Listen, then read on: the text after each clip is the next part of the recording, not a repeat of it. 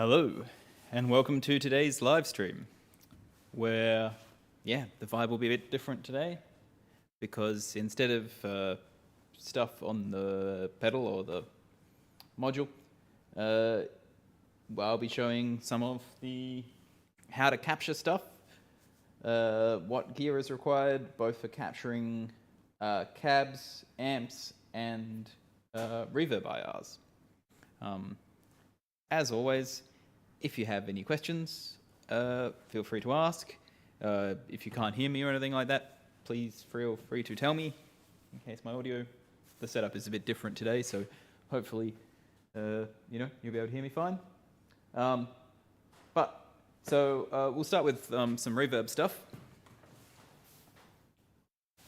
So, if you're capturing reverbs, I thoroughly recommend a Zoom recorder or a similar one. This is the H5, which works very well for capturing IRs. Set this up in the middle of the room, and then there's a few options. Have this sit somewhere, record a stereo, because you've got two mics. IR, and the easiest approach is to pop a balloon. So just a couple of them is usually the best option, so you've got a couple of different options. So just stand a little bit away from this, from your recorder, and just pop a balloon. That'll work well for most, even quite large spaces. Other options is if you're somewhere where cap guns or starter guns are easily accessible, firing one of them is quite effective. There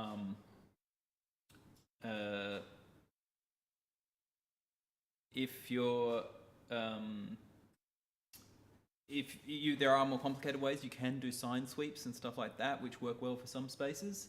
I found that balloons are pretty effective for most spaces, and they do a very good job. Except if your space is really, really big, then you might need something larger. So just put your recorder into the middle of the room, pop a balloon, and then you just take that recording, trim all of the starting silence off, and then you trim after the tail has finished. And then you import it into Beebo or Hector. So it just goes in a folder that's called reverbs. Grab your recorder, just record your balloon pop, and that's it. So the process is really very, very straightforward. You don't need to do any post-processing to the balloon pop or anything. Normalizing it is probably a good idea. That's very easy in something like Audacity, which is free recording software. The Zooms have a place to mount them on the back as well. So if you want to mount that to a stand or something, it's very easy. You can also, with these kind of things, use external mics if you want, in case you need a more complicated mic array than the ones. The built-in mics are really going to be fine for everything. If you want to get more fancy, there are tetrahedral mics and stuff like that, but realistically for reverbs, this guy's or something similar is very good. And they're pretty cheap. Capture any reverb spaces. Of course, you don't necessarily need to use reverbs as reverbs. Things like spinning coins on a desk, those kind of sounds are also really interesting for granular effects. So thoroughly recommend grabbing some random stuff and using it as reverbs, but also just grabbing reverbs you like, just any space you like the sound of. Wait until there's a quiet moment, pop the balloon, and then grab it. And it's the kind of stuff you can easily carry around in case there's a space you like. If you're performing in a space and you can get there and set up early or something and it's quiet, then pop a balloon then and you can grab those spaces. If you come up with a great space, please share it with us and everybody else. So, yeah, reverbs is really straightforward. Now we'll go on to the slightly more complicated stuff, which is amps. So I've got two different types of amps here. This one is much easier because it's got a cable that you can unplug from its included cab. So it's very easy to unplug that. The older Dyson in the back there, it doesn't have an easily unpluggable speaker. So in those cases, the vast majority of amps that I deal with are this kind of way, and you can just unplug the internal speaker. Or there's a way to plug an external speaker in. If you've got something weird vintage and a bit sketchy, like the Dyson here, then we're gonna have to go for other options. So the options here are, I'll run through how to plug this guy in, and then how to capture it in the software. I'll run through a little bit of the software, like the website. I need to use my audio interface for the streaming, so one of them. So it's going to be a little confusing, but I'll see what I can do. So first bits, what do you need? You need amp, some kind of capture with some kind of load box, like this torpedo captor. That has to be the right type, both in number of watts and the particular impedance, so 8 ohms for your cab. The vast majority of amps, you might get bass amps are where you're going to get into problems with having too much watts, in which case you just have to, if you drive them at less than max volume, you'll be fine. But if you're driving, obviously if you've got a big SVT or something that puts out maybe a couple hundred watts, then you're going to need other options as far as load boxes go, unless you drive it at a much lower volume. But for smaller amps like 15, 30 watts and stuff like that, 100 watt load is fine.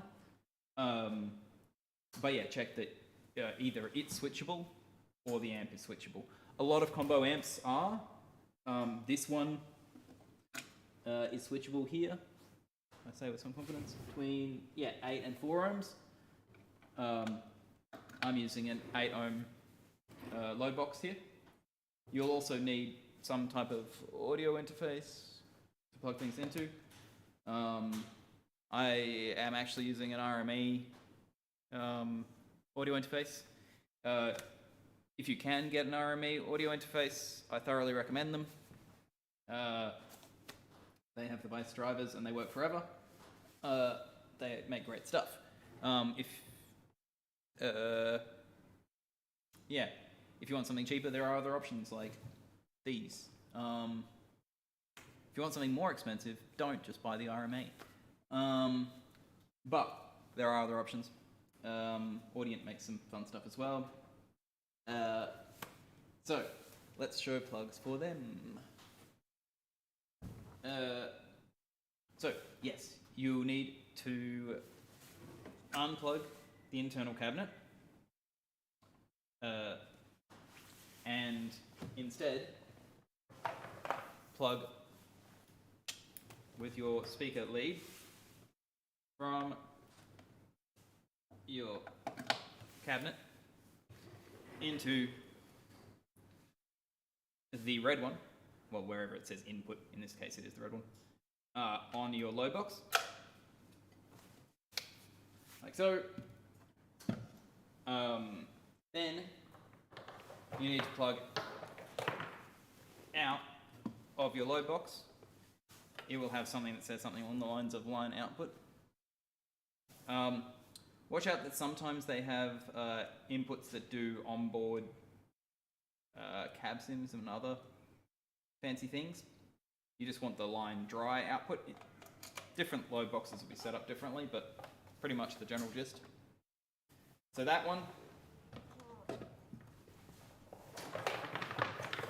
now plugs into the first input on your audio interface. Yeah, plug that into your audio interface. Obviously, this is normally plugged into your computer. It's not currently because my other audio interface is, and it's over there. But yeah, that's already plugged into the computer. So that's plugged into that. Now, we need to also run some signal from the audio interface. So the first output on the audio interface, like so, run that into your amp. So that's all of our ins and outs plugged in. So again, the process, amp output is plugged into load box. You don't want to run an amp output directly into an audio interface, it will explode. The amp and the audio interface. So this goes into some load. So you'll see it won't make any sound. This will whir a little bit as the fan moves on that. But basically you won't hear anything apart from that fan. So audio out from the interface plugged in. So this will be sending our text signal through. And then this one will be getting the output from that. So that's the whole cable setup to capture. So we've got everything plugged in. So you turn on the amp, set that to whatever kind of settings you usually use. The way I like to do the captures is, so I'll set all my EQ to whatever I normally use. Maybe this amp is particularly bassy. I turn it down a little bit, mids, trebles, whatever. You want to turn reverb and trem all the way, if you've got reverb or trem on board, you want to turn them off like totally to 0. Otherwise the captures won't work properly. You need to turn anything that changes over time like that to 0.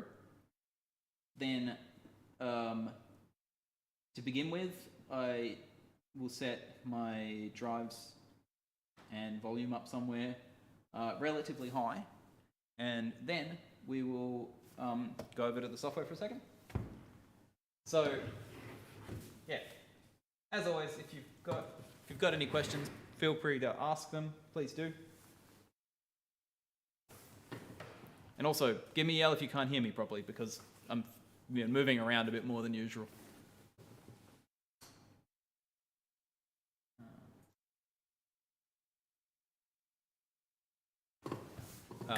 Cool. So now you'll see that we've moved over to the amp capture website. ampcapture.polyfx.com. There's a link in one of the firmware updates from a while ago. We are going to put this onto the website in a more obvious place.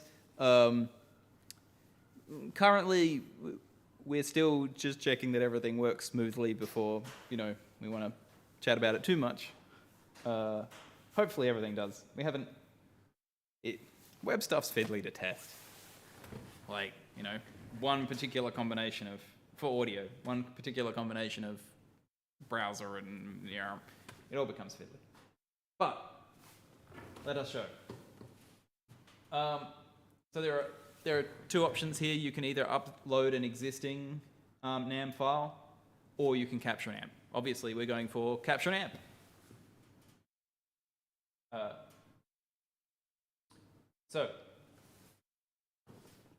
This is where things get exotic.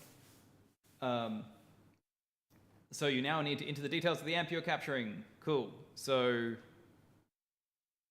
we're saying that, enter details in here. 30, if you don't know some of these, you can approximate, obviously. It's just for your own information.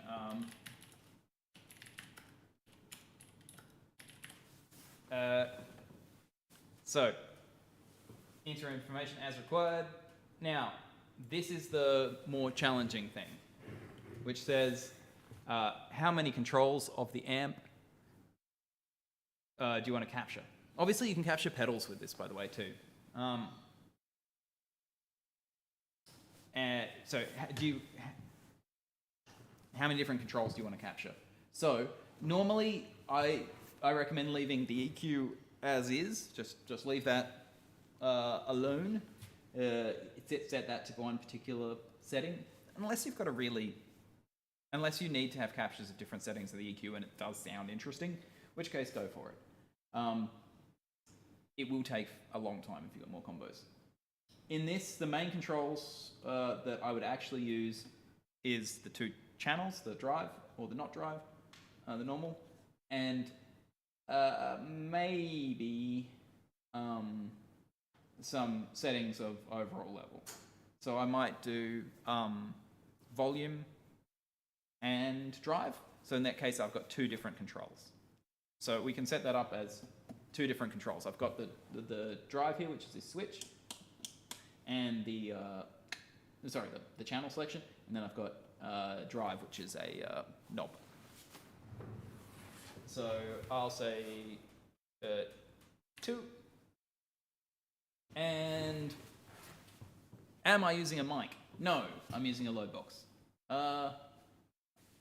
So this process will work more or less the same if you're capturing an amp like the Dyson at the back, but instead of having a load box at the end here, you will have to run through the actual cab and capture it with a mic, in which case you choose yes to mic. That does give you a bit less flexibility because you have the cab baked into the same file. It will work. It'll work well because then you don't need a separate cab block, but it just means you can't run with different cabs. You've just got the one that's kind of, already stuck in there. But in the case of the Dyson, part of its thing is the weird enclosure and stuff, so that's probably totally okay. So back to the task at hand.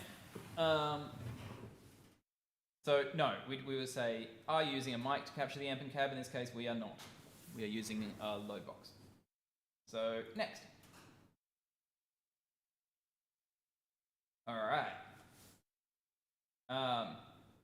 It says take a picture of the thingy. Now you need to take a small photo of the thingy. So you can either upload a photo here, or you can grab your phone, your slightly beaten up phone. I dropped it cycling.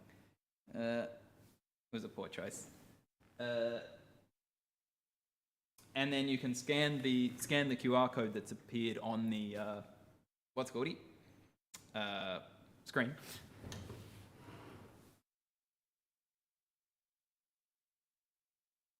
And when you do so, it will take you to a website on there, which, you might be able to see.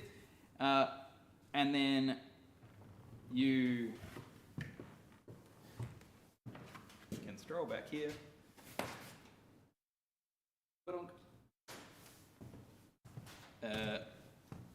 Take a photo of the thing and hit next. This one will say, happy, I have uploaded from another device. And then you'll see that the blue button on the website over here is now, this one's still grey, but it says uploaded from another device.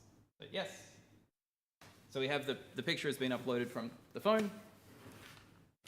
I'm still pretty happy that works, actually. So now we need to enter the details for the control, because it's gonna do a bunch of different captures now, right? So we'll say that we're doing. It's called channel.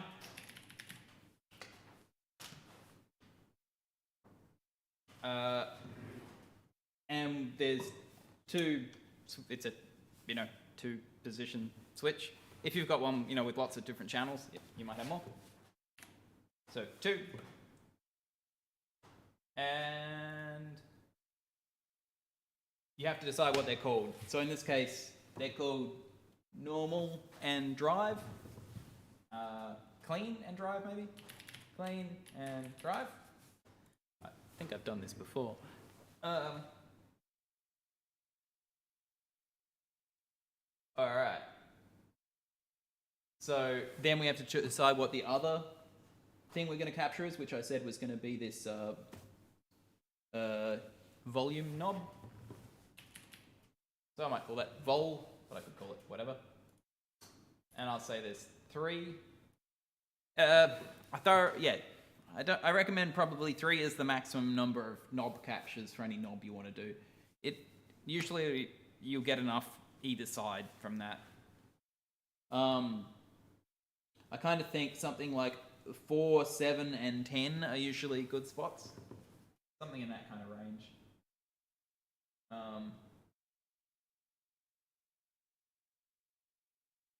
So we'll just call it, we need to have names for those. So I'll say low, mid, and high. Cool. And then it tells us how to plug things in. And it says to plug things in the way we have. And click on these, they should go to videos about each one of the sections, which is going to be this video maybe. I don't know. So they're not actually videos yet, but that's the plan. Now, it says try and put it in the loudest configuration you're likely to use. So because you want to check for clipping at the start, so you want to put it up to somewhere loudish. Sometimes that'll be sometimes the loudest volume setting won't necessarily be the most distorted. And that's the thing that's sometimes confusing. So check whether your clean one is actually higher in volume than your, higher in actual amplitude than the distorted one. So we'll go to check levels now.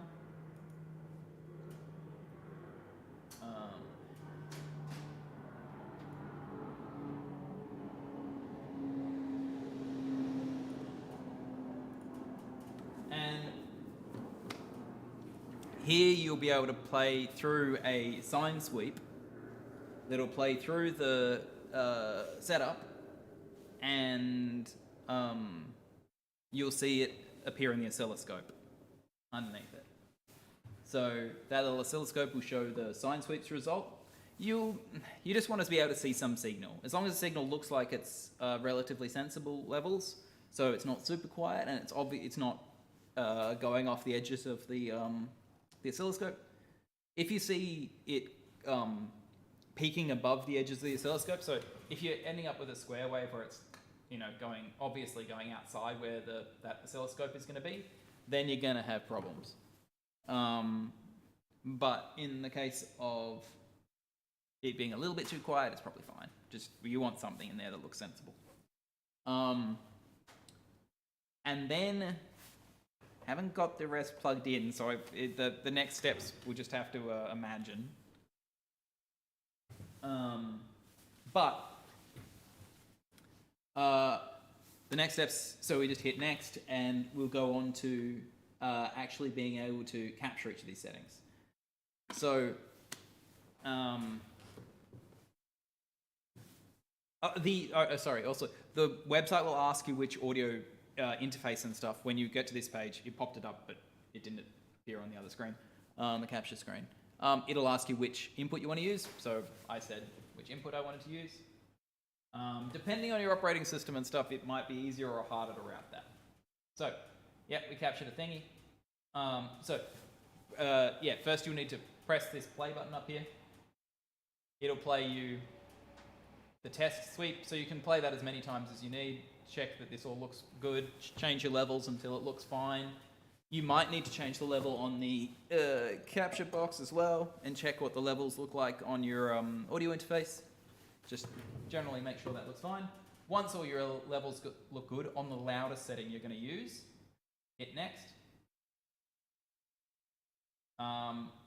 And it'll tell us what to do. So it says up the top that we're going to have 6 captures. So we're going to do this whole capture thing 6 times to get all the controls.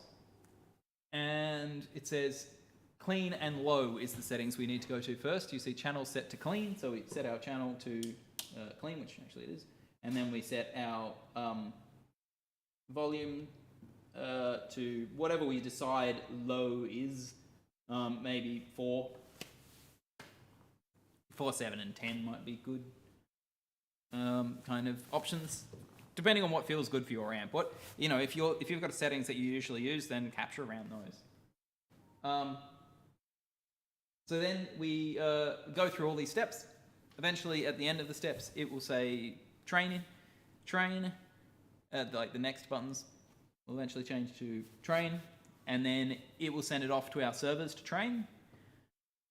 It will train on our GPU, server fancy thing, and then spit you back a file that you can upload to Beebo or Hector.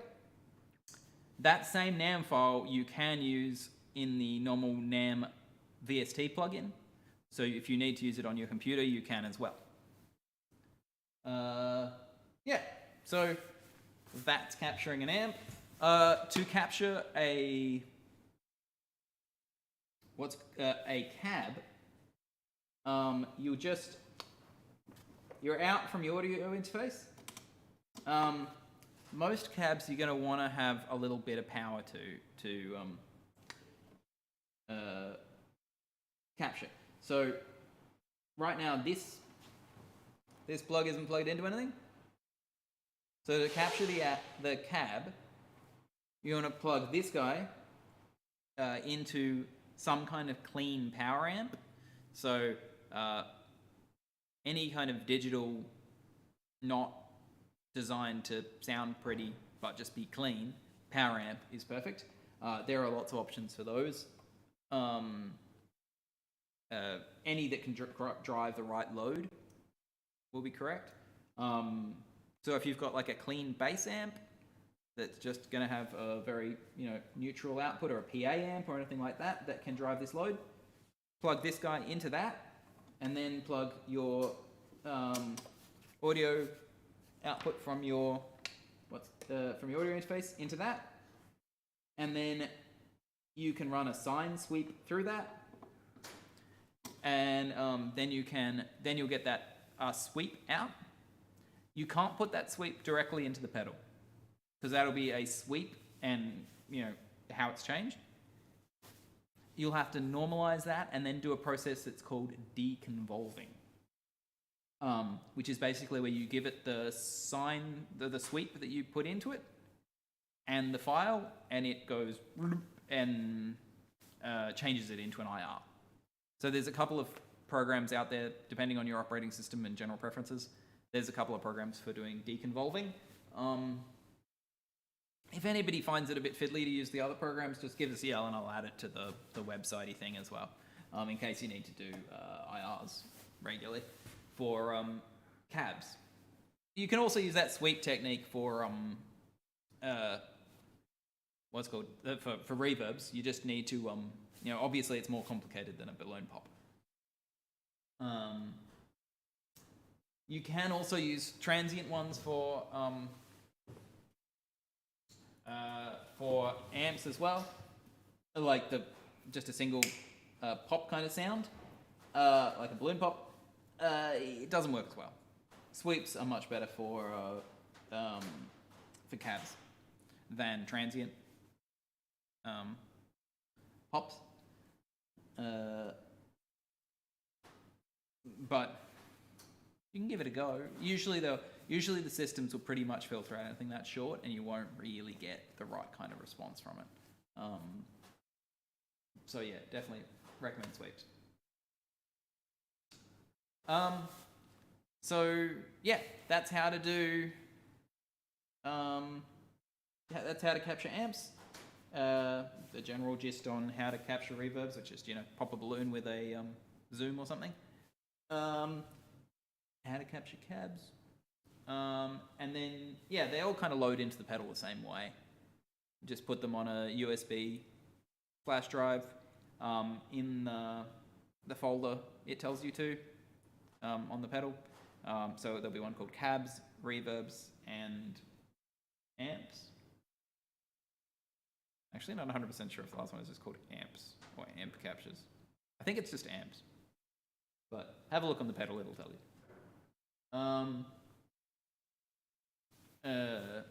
And yeah, that's the gist on how to, capture thingies.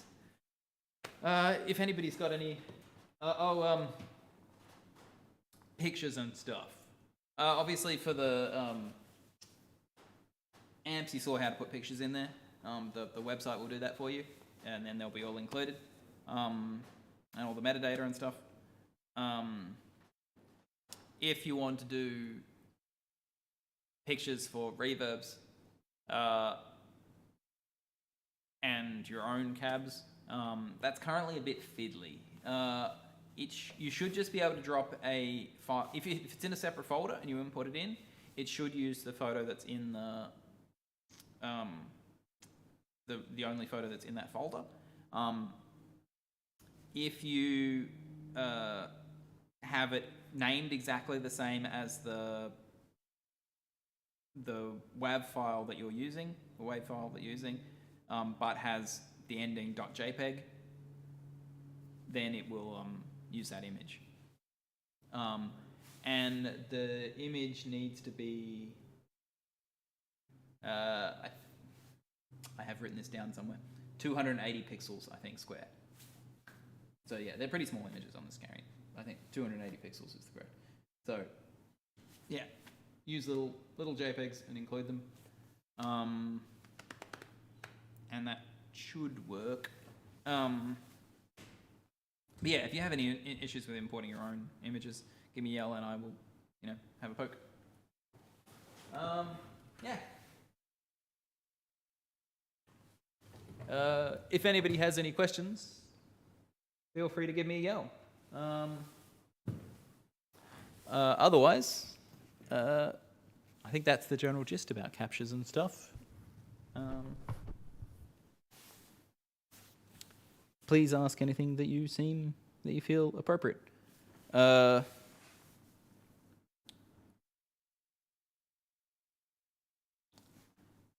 Yeah, okay. The process with the capturing with the mic is obviously pretty similar to the load box, but obviously then you get the mic and cab included in your capture chain. It kind of depends a bit whether you want to sound like a mic'd amp or what your ear hears from from an amp in a room. So if you want to hear the sound of a mic'd amp, then you should just mic the setup as you do normally for recording. So, if you usually use an SM57 at a particular position on your amp when you're recording it, do that. But if you want to make it sound like it's how it sounds to your ear in the room, then you have to mic quite differently. And like measurement mics and stuff like that might actually suit better for that. Yeah, otherwise, if there's no other questions, I'll just glance at the questions, if there is any.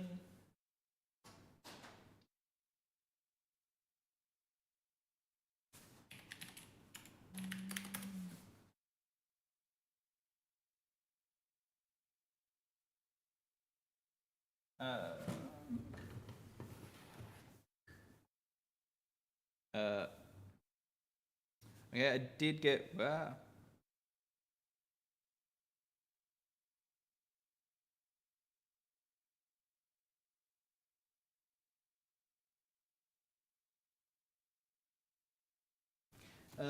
Yeah, so, Laurent? My French is not great, so I'm just going to run with Laurent as his name. Yeah, I asked a bunch of questions, asked some questions about how to capture things. Yes, currently it's not possible to erase amps. You can for IRs. sorry, yeah, you can, if you hold and touch them, you can get it to a setting to erase cab or reverb IRs. That doesn't currently exist for NAM captures.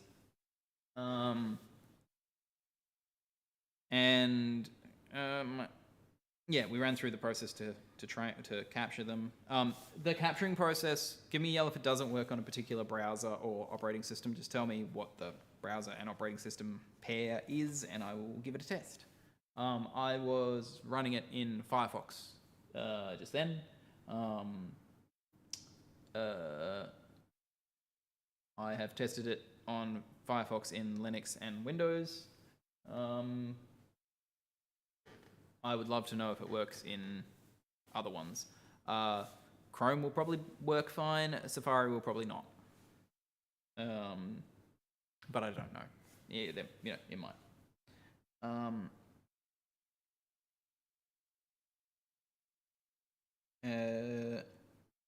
Yeah, I'll double check that whether that. I think it should be 280 pixels, and it should be the same name as the WAV file if you're uploading images. But I don't 100% know if I actually. I can't remember if I actually tested the imports having images with them. I'll double check that. If not, I'll fix it. Yeah, so that's the thing about capturing. Yeah, if you have any questions, give me a yell. Otherwise, I will see you all, yeah, at the next live stream. Hopefully, yeah, give capturing a go. And yeah, give me a yell if you have any other questions, or if you've got any particular requests for future live streams. Please tell me, and we will do them. All right. That's soon.